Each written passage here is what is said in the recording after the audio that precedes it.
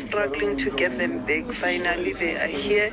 We know as African people, we normally do the ancestral, so it was difficult for us to travel to Zimbabwe. But because they are now here, we are happy. It will be easy to do everything. And our great-grandchildren will know where their great-grandfather is laid.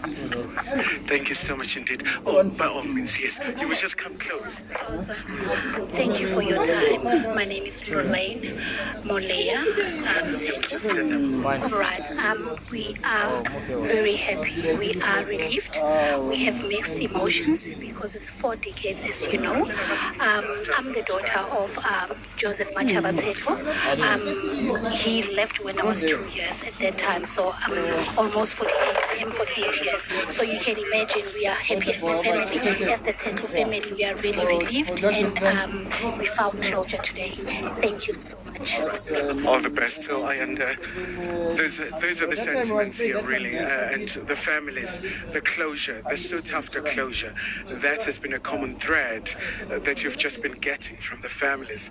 The sigh of relief, but also the expression of gratitude to the South African government alongside their counterparts in Zambia and Zimbabwe. And the plan really is to cast the net wide and reach out to other countries like Angola, Tanzania, and many others as well, who housed the South African exiles, especially those who perished. And in some instances, like Angola, for example, we understand the massacres happened, and it's a very, very complex affair. So I don't know if you may just bear with me, Ayanda. The families now, they are witnessing what is a very incredible moment.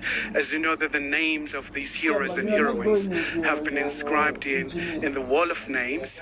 So now they're just identifying really the names of their loved ones. So it's quite a very moving experience. As you know, that we talk about a number of heroes and heroines here. Of course, former ANC Secretary General Duma Noko, but you have others as well, the likes of David Lehlonolo Mukhubu from Soweto, and he died in Zimbabwe. The likes of Madoda Mnyuli, a former member of the PAC. So speaking to the history of South Africa, where you have so many liberation movements from PAC to the ANC and many other formations, really, where South Africans really paid an ultimate price. So it's been quite a very surreal moment as they really come to terms with this, as you just heard from the families saying, it's highly emotionally charged. So with that, back to you in studio.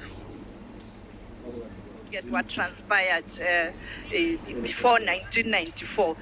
You knew some of these leaders. Can you tell us about some of those leaders that you met when you were in exile and worked with?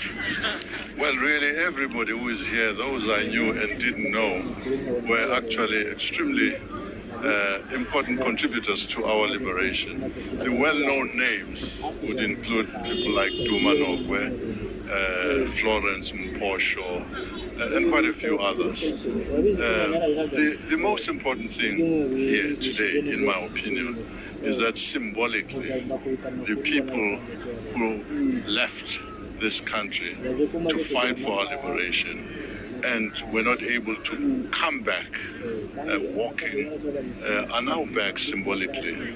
As they use a bad word in English, remains. The comrades who are here are a reminder to the people of today that there was a struggle, and this struggle resulted in the separation of families. I think the most important people here today are the families of the people who really knew that their relatives, their aunts, their mothers had gone to exile, but never to come back. Well, they are back now, however symbolically.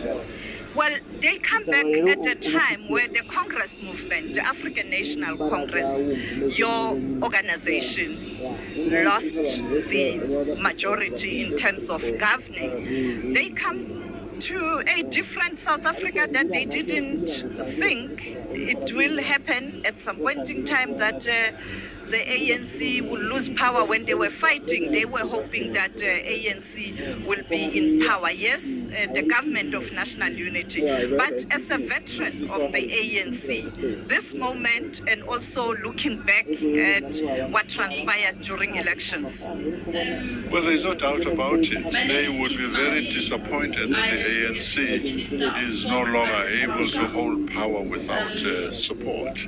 It would be a huge disappointment, and we got to this position because of the manner in which we handled freedom, the manner in which we really failed to relate to the people properly. And in the end, they said, listen, we no longer understand you, we're no longer behind you. So we ended up with 40% support.